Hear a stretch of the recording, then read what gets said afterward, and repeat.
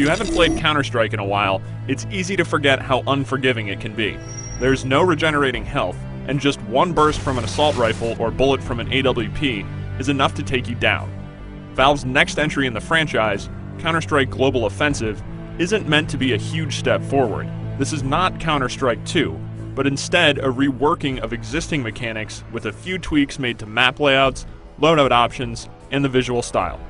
Global Offensive will also be available on consoles. Xbox 360, PlayStation 3, and PC players will get a chance to play when the game's ready sometime in 2012, though PC players will also get a shot earlier in a beta test planned for this October.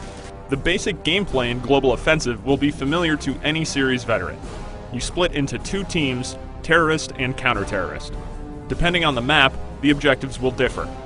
On Dust and Aztec, the terrorists need to plant a bomb at one of two designated sites, while the counter-terrorists need to stop them. There aren't any respawns or revives, so once you die, you spectate the rest of the match.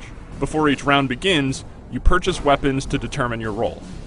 There's plenty to choose from. High-powered sniper rifles, submachine guns, and assault rifles are all available. If you survive a round and win, you keep the weapons. If you die, you lose them and have to repurchase. That's where money comes into play. Kills and wins reward you with cash, which can then be used for better and more varied gear. This includes standard explosive grenades, flashbangs, and smoke, as well as a new gear item, the Molotov cocktail. This weapon can have a significant effect on the field of play. It does damage over time to anyone standing on the flames it creates, though once you step off the fire, the damage over time stops. More than a direct damage weapon, it seems to be effective as a deterrent. Because no player is going to want to run across a carpet of fire, the Molotov seems like it could be really useful for map control and defense. Speaking of maps, Valve's made a few changes to the Dust and Aztec maps that longtime players might appreciate.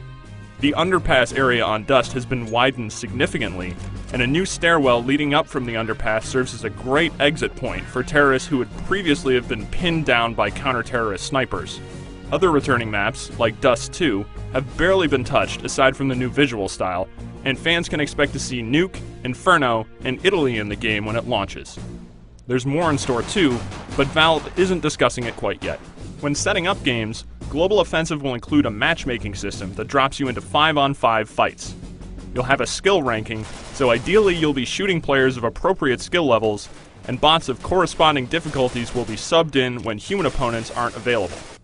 For anyone who finds 5-on-5 matches to be too restrictive, custom games can be set up on PC, though console players won't have this ability. With more weapons to play around with, like the stun gun, and a few other minor changes made to the gameplay, Global Offensive manages to differentiate itself just enough from previous Counter-Strikes to stand out. Even with changes, this still feels very much like Counter-Strike. Fast, punishing, and a lot of fun.